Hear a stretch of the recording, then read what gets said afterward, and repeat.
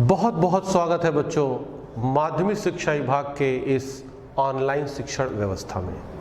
मैं Mithilesh Kumar Nishad, lecturer physics, राजकीय jubilee inter college Gorakhpur, आज आपके लिए कक्षा 11 के भौतिक विज्ञान विषय के साथ उपस्थित हुआ हूँ। आज का जो हमारा पाठ है उसका नाम सरल रेखा में गति है, परंतु आज इसका दूसरा भाग आपके समक्ष प्रस्तुत किया जाएगा। बच्चों, जरा हम पाठ की चर्चा देख लेते हैं। इस पाठ को 6 भागों में विभक्त किया गया है। जो पहला भाग है उसमें स्थिति, पथ लंबाई और विस्थापन के बारे में चर्चा पहले ही लेक्चर में की जा चुकी है। दूसरा भाग आज का विषय वस्तु है जिसमें औसत वेग और औसत चाल पे विधिवत चर्चा की जाएगी। तीसरा भाग तात्क्षणिक वेग और चाल का है। चौथा त्वरण से संबंधित है। पांचवा भाग में शुद्ध गतिकी के समीकरणों की स्थापना की जाएगी और छठे भाग में आपेक्षिक वेग पे चर्चा होगी। बच्चों, अब हम आते हैं आज का जो हमारा विषय वस्तु है उसका जरा हम चर्चा कर लेते हैं।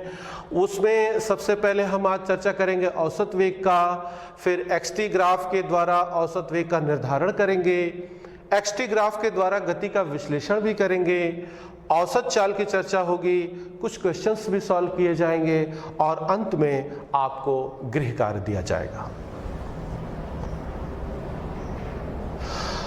बच्चों, पिछले लेक्चर में आपने सीखा कि जब कोई वस्तु गतिमान होती है तो उसकी स्थिति में समय के सापेक्ष लगातार परिवर्तन होता रहता है। यहां पर 2 क्वेश्चंस आपके दिमाग में आ रहे होंगे कि किसी वस्तु की स्थिति में जो परिवर्तन होता है वो कितनी तीव्रता से होता है, दूसरा कि यह परिवर्तन किस दिशा में होता है। बच्चों, इन दोनों ही क्वेश्चंस का जवाब आपको आज इस भौतिक राशि को पढ़ने के उपरांत मिलेगा, जिसका नाम है औसत वेग यानी एवरेज वेलोसिटी। ये क्या है? किसी वस्तु के विस्थापन एवं समयांतराल के अनुपात को औसत वेग कहते हैं। अर्थात औसत वेग का सूत्र हो जाता है विस्थापन बटे समयांतराल। मान लीजिए बच्चों कि किसी समय t1 पर कण की आरंभिक स्थिति x1 है और कुछ समय पश्चात t2 समय पर कण की अंतिम स्थिति x2 हो जाती है।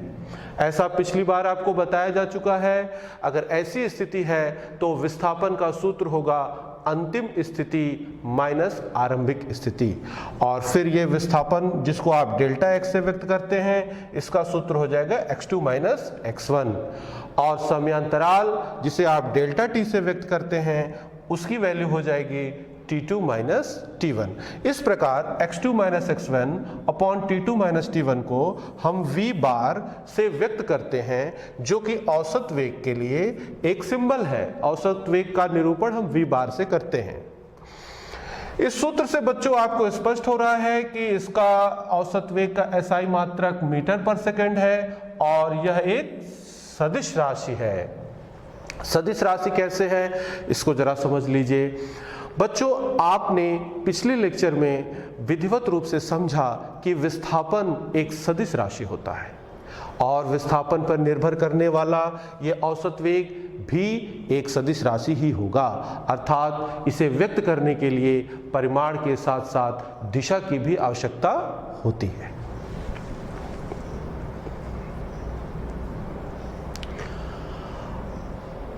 अगले कॉन्सेप्ट में हम स्थिति समय ग्राफ के द्वारा औसत वेग का निर्धारण करेंगे। इसके लिए हमारे पास एक ग्राफ है जिसमें x एक्सिस है। x एक्सिस पर हमने समय ड्रॉ किया हुआ है। y एक्सिस है जिस पर हम कण की स्थिति को ड्रॉ कर रहे हैं। यहाँ पर हमारे पास कुछ आंकड़े हैं जो समय के सापेक्ष कण की अलग अलग स्थितियों को दर्शा रहे हैं। हम सबसे पहले इस आंकड़ों के आधार पर ग्राफ बनाएंगे और ग्राफ बनाने के बाद औसत वेग का निर्धारण करेंगे। सबसे पहले देखिए बच्चों, समय शून्य, स्थिति शून्य, वो बिंदु यहां होगा। समय 1 सेकेंड, स्थिति फिर शून्य। समय 2 सेकेंड, स्थिति 2 मीटर, यहां होगा। समय 3 सेकेंड, स्थिति 2.5 मीटर। समय 4 सेकेंड, स्थिति 5 मीटर। समय 5 सेकेंड, स्थिति 10 मीटर। समय 6 सेकेंड, स्थिति 17.5 मीटर। समय 7 सेकेंड, स्थिति 27.5 मीटर। समय 8 सेकेंड, स्थिति 42 मीटर। इस प्रकार से हमें सारे बिंदु इन आंकड़ों के सहायता से मिल जाते हैं। अब हम इन सभी बिंदुओं को मिलाएंगे।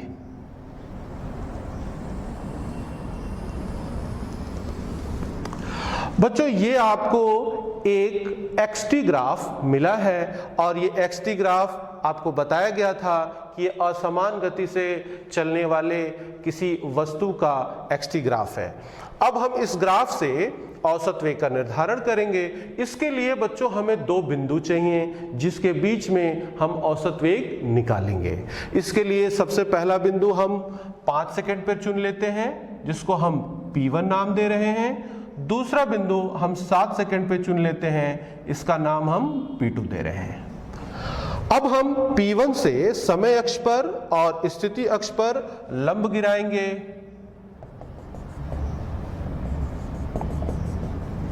समय अक्ष पर जो गिरा हुआ लंब है वो समय अक्ष को जिस बिंदु पर इंटरसेक्ट करेगा उसे T1 मान लेंगे और स्थिति अक्ष पर जहां ये इंटरसेक्ट करेगा उसे हम x1 मान लेंगे। और इसी प्रकार P2 से भी समय अक्ष पर लंब गिराएंगे जो कि जिससे हमें T2 प्राप्त होगा और P2 से स्थिति अक्ष पर लंब गिराएंगे जिससे हमें x2 स्थिति प्राप्त होगी। अब हम इस रेखा को थोड़ा सा आगे बढ़ाएंगे और इस बिंदु को हम Q मान लेंगे। यहां पर ये 90 डिग्री हो जाएगा। अब बच्चों, ये जो बिंदु P1 और P2 हैं इन्हें आप मिला दीजिए। इस प्रकार से हमको एक सरल रेखा P1 P2 मिल जाती है। मान लीजिए कि ये सरल रेखा एक्स एक्सिस के धनात्मक दिशा से जिस पर कि समय ड्रॉ किया गया है उससे ये थीटा कोण बनाता है। अब जरा सा हमारे पास एक ट्रायंगल बना है बच्चों जिसका नाम है QP1 P2। इस ट्रायंगल में जो QP2 है वो आप चित्रानुसार देख सकते हैं। इसकी वैल्यू होगी x2 माइनस x1 और QP1 की वैल्यू होगी T2 माइनस T1। इसको आप देखते जाइए बच्चों। अब हमारे पास औसत वेग का सूत्र है v bar is equal to x2 minus x1 upon T2 minus T1। x2 minus x1 को हम QP2 भी लिख सकते हैं और T2 माइनस T1 को QP1 लिख सकते हैं। अब देख लीजिए कि इस ट्रायंगल में हमारे पास एक ट्रायंगल है जिसका नाम है QP1 P2। इस ट्रायंगल में ये जो रेशियो है वो tan थीटा के बराबर होगा, जहां थीटा क्या है, ये जो सरल रेखा P1 P2 मिला है उसका x एक्सिस के धनात्मक दिशा से या कह लें समय एक्सिस से इसका झुकाव है। ये थीटा झुकाव है और ये tan थीटा को हम कहते हैं प्रवणता या स्लोप। परंतु ये किसका स्लोप है? ये रेखा P1 P2 का स्लोप है। सरल रेखा P1 P2 का स्लोप है ये। तो इस कैलकुलेशन को करने के बाद हम एक नतीजे पे पहुंचे हैं। नतीजा ये है बच्चों कि अगर आपको एक्सटी ग्राफ ज्ञात हो तो आप एक्सटी ग्राफ की सहायता से एक्सटी ग्राफ पर कोई दो बिंदु चुन लीजिए, उन दो बिंदुओं को मिलाइए जिससे आपको एक सरल रेखा प्राप्त होगी। उस सरल रेखा का आप स्लोप ज्ञात कीजिए। जैसे ही आपको स्लोप पता चलेगा, ये वही स्लोप ही उन दो बिंदुओं के बीच का औसत वेग होगा।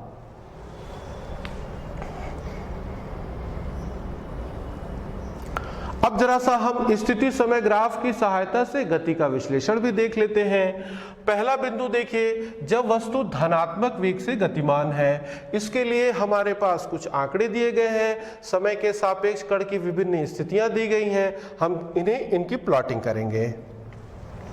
सबसे पहले स्थिति शून्य, समय शून्य, स्थिति शून्य, समय 10 सेकेंड, स्थिति 40 मीटर, समय 20 सेकेंड, स्थिति 80 मीटर, समय 30 सेकेंड, स्थिति 120 मीटर, समय 40 सेकेंड, स्थिति 160 मीटर, समय 50 सेकेंड, स्थिति 200 मीटर, समय 60 सेकेंड, स्थिति 240 मीटर।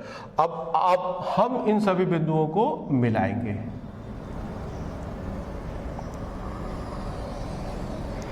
बच्चों, ये जो स्ट्रेट लाइन प्राप्त हुआ है यही एक्सटी ग्राफ है। अब इस ग्राफ की सहायता से क्या आप बता सकते हैं कि कण किस दिशा में गतिमान है? जी हाँ, हम इससे वेग की दिशा भी ज्ञात कर सकते हैं। कैसे ज्ञात करेंगे इसको देखिए, लेकिन इसके पहले हम यह बात इन आंकड़ों से भी ज्ञात कर सकते हैं। अगर आप देखें कि समय जैसे जैसे बढ़ रहा है वैसे वैसे कण की स्थिति में भी वृद्धि होती जा रही है। इसका मतलब है कि कण का विस्थापन धनात्मक है। और इस सूत्र को देखिए बच्चों, अगर डेल्टा एक्स जो कि विस्थापन है धनात्मक हो तो औसत वेग भी धनात्मक होगा।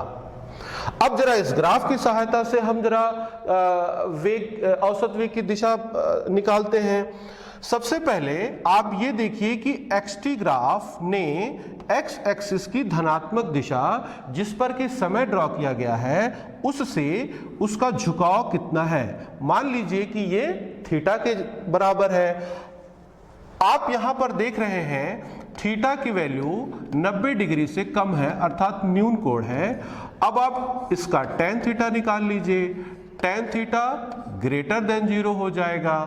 इसका मतलब कि औसत वेग भी ग्रेटर देन 0 होगा, अर्थात औसत वेग धनात्मक होगा। औसत वेग धनात्मक होने का अर्थ क्या है इसको समझिए। मतलब ये हुआ कि वस्तु मूल बिंदु के दाहिनी दिशा में गतिमान है।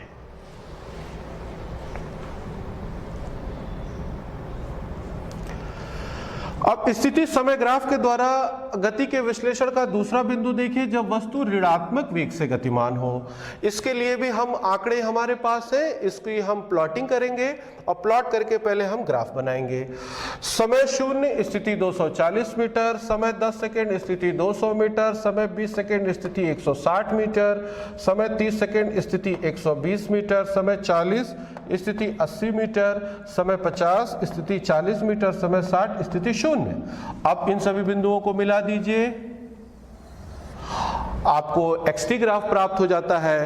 अब इससे भी हम औसत वेग की दिशा ज्ञात कर सकते हैं, लेकिन पहले हम आंकड़ों के द्वारा भी आपको करके बताएंगे। आप देखिए कि समय के साथ साथ कण की स्थिति लगातार घट रही है। इसका मतलब हुआ कि विस्थापन उसका ऋणात्मक है, और विस्थापन ऋणात्मक होने के कारण जो कण का औसत वेग है वो भी ऋणात्मक होगा।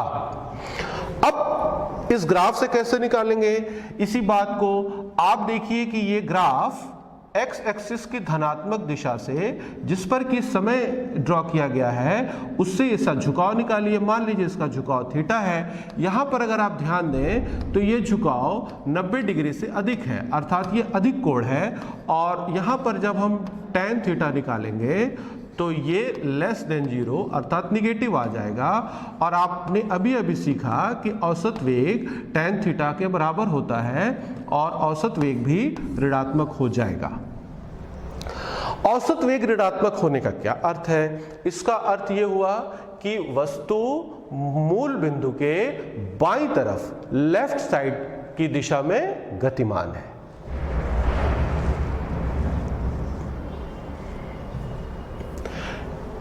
इसी विश्लेषण की तीसरी स्थिति भी देख लीजिए, जब वस्तु विरामावस्था में है। आप समय देखिए, उसके संगत स्थितियों को देखते जाइए। समय 0 है, स्थिति 120 मीटर, समय 10, स्थिति 120, 20 सेकंड पर भी स्थिति 120 मीटर है, 30 सेकंड पर स्थिति 120, 40 पर भी, 50 सेकंड पर भी और 60 सेकंड पर भी।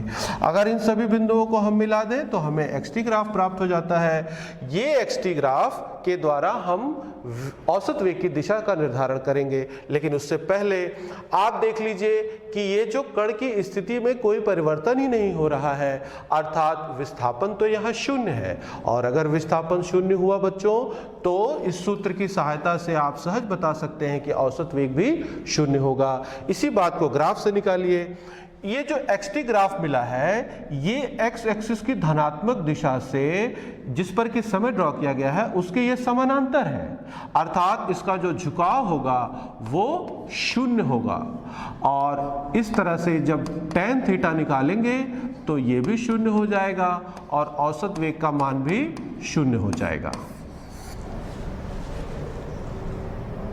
औसत वेग 0 होने का मतलब यह है कि वस्तु विरामावस्था में। अब आते हैं हम अगले कॉन्सेप्ट पे, उसका नाम है औसत चाल। औसत चाल देख लीजिए, वस्तु की यात्रा की अवधि में चली गई कुल पथ लंबाई, जिसे आप दूरी भी कहते हैं, एवं इसमें लगे समय के अनुपात को औसत चाल कहते हैं। अर्थात औसत चाल का जो सूत्र हो गया वो हो गया कुल दूरी बटा कुल समय। इसका मात्रक देख लीजिए, इसका SI मात्रक मीटर पर सेकंड है और ये एक अदिश राशि है। औसत चाल के द्वारा आपको दिशा की जानकारी नहीं प्राप्त हो पाएगी। औसत चाल और औसत वेग में अंतर को स्पष्ट करने के लिए हमारे पास एक क्वेश्चन है, जरा सा इसको देखिए। कोई कार एक सरल रेखा OP के अनुदिश गतिमान है। कार O से चलकर 18 सेकंड में P तक पहुंचती है और फिर 6 सेकंड में Q पर वापस आ जाती है। कार के औसत वेग तथा औसत चाल की गणना कीजिए। दो स्थितियों में गणना करना है। पहली स्थिति है कार O से P तक जाती है, दूसरी स्थिति जब O से P तक जाकर पुनः Q पर वापस आती है। बच्चों, इस प्रश्न को करने के लिए चित्र आपके सम्मुख दिखाया जा रहा है। मान लीजिए कोई कार है जो बिंदु O पर स्थित है। ये यहाँ से चलना शुरू करती है और चलते चलते ये बिंदु P पर पहुँचती है। O से P तक पहुँचने में इसे जो समय लगता है वो है 18 सेकंड। फिर यह कार बिंदु P से चलकर बिंदु Q पर आ जाती है और P से Q तक आने में जो इसे समय लग रहा है वो है 6 सेकंड। तो हम इस प्रश्न को दो हिस्से में सॉल्व करेंगे। पहले हिस्से में जरा देख लीजिए, जब कार O से P तक जाती है, इसमें औसत वेग जरा देख लीजिए। बच्चों, औसत वेग का फार्मूला आपको पता है, विस्थापन बटे समयांतराल। O से P तक जाने में अंतिम स्थिति 360 मीटर है, प्रारंभिक स्थिति 0 है, समयांतराल 18 सेकंड है। इस तरह से ये हो जाता है 20 मीटर पर सेकंड और ये पॉजिटिव है। इसका मतलब कि औसत वेग की दिशा मूल बिंदु के दाहिनी तरफ है। औसत चाल देख लीजिए, औसत चाल बराबर कुल दूरी बटा कुल समय। कार अगर O से P तक जाती है तो इसके द्वारा चली गई कुल दूरी 360 मीटर है और लगा समय 18 सेकंड है। यह भी 20 मीटर पर सेकंड आता है। यहां पर देखिए कि औसत वेग का परिमाण और औसत चाल का मान दोनों एक बराबर है। दूसरी स्थिति में देख लीजिए बच्चों, जब कार O से P तक पुनः Q पर आती है। यानी कार O से P तक जाती है और P से होकर के फिर Q पर आती है। यहां पर औसत वेग पहले निकाल लिया जाए। औसत वेग बराबर विस्थापन बटा समयांतराल। अब प्रारंभिक स्थिति तो अभी भी O है, लेकिन अंतिम स्थिति अब Q हो चुकी है, जिसका स्थिति है 240, प्रारंभिक स्थिति 0। और समय देखिए कितना लगा है, O से P तक जाने में 18 सेकेंड, P से Q तक आने में 6 सेकेंड। तो ये हो जाएगा 18 प्लस 6, तो ये हो जाएगा आपका प्लस 10 मीटर पर सेकेंड। ये पॉजिटिव है, इसका मतलब ये हुआ कि अभी भी कार का औसत वेग की दिशा मूल बिंदु के दाहिनी तरफ है। औसत चाल निकाल लीजिए। औसत चाल बराबर कुल दूरी बटा कुल समय।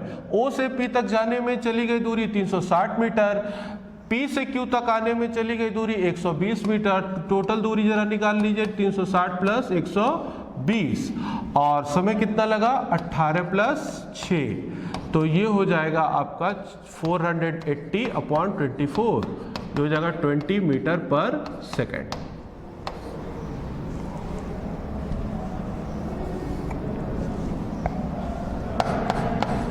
मीटर पर सेकेंड। बच्चों, इस न्यूमेरिकल को करने के बाद हम कुछ कंक्लूजन पर पहुंचे हैं। उन कंक्लूजन्स को जरा सा आप देख लीजिए। पहला कंक्लूजन यह है कि यदि वस्तु एक सरल रेखा में गतिमान है और केवल एक ही दिशा में चलती है, तो विस्थापन का परिमाण और पथ लंबाई बराबर होंगे। ऐसी परिस्थितियों में वस्तु का औसत वेग का परिमाण उसके औसत चाल के बराबर होगा। जैसा कि इस न्यूमेरिकल के पहले हिस्से में आपने देखा, जब वस्तु O से P तक गई तो उसकी दिशा में कोई परिवर्तन नहीं हुआ, बिल्कुल सीधी रेखा में गति कर रहा था, और दोनों स्थितियों में औसत चाल और औसत वेग का परिमाण बराबर आया। दूसरी बार यदि गति के दौरान दिशा में परिवर्तन होता है, जिसके फलस्वरूप पथ लंबाई विस्थापन के परिमाण से अधिक हो जाता है, तब वस्तु का औसत चाल वस्तु के औसत वेग के परिमाण से अधिक होगा। इस प्रश्न का दूसरा हिस्सा देखिए। जब वस्तु O से P तक गई और P के बाद उसने अपनी दिशा को परिवर्तित किया और फिर वापस Q पर आई, तो औसत चाल तो 20 मीटर पर सेकंड ही रहा, लेकिन औसत वेग 10 मीटर, औसत वेग का जो परिमाण है वो 10 मीटर पर सेकंड हो गया। इसका मतलब यह हुआ कि औसत वेग का परिमाण औसत चाल से कम हो गया। तो इन दोनों ही अगर कंडीशंस को हम मिलाएं तो हम जनरलाइज्ड फॉर्म में लिख सकते हैं कि औसत वेग का परिमाण औसत चाल से छोटा होगा या बराबर होगा। बराबर कब होगा, यह स्थिति आपको यहां पर स्पष्ट की जा चुकी है। अब बच्चों आते हैं हम एक छोटे से क्वेश्चन पे, इसको जरा सा देख लीजिए। दो बच्चे A और B विद्यालय O से लौटकर अपने अपने घर क्रमशः PO Q को जा रहे हैं। उनकी XT ग्राफ चित्र में दिखाया गया है। नीचे लिखे गए कोष्टकों में सही एंट्रीज को चुनिए। बच्चों, ये जो आप देख रहे हैं ये विद्यालय है, और ये जो P है ये A का घर है और Q B का घर है। ठीक है। पहला प्रश्न ये पूछा जा रहा है कि B/A की तुलना में A/B विद्यालय के निकट रहता है। आपको बताना है कि किसकी तुलना में कौन निकट रहता है।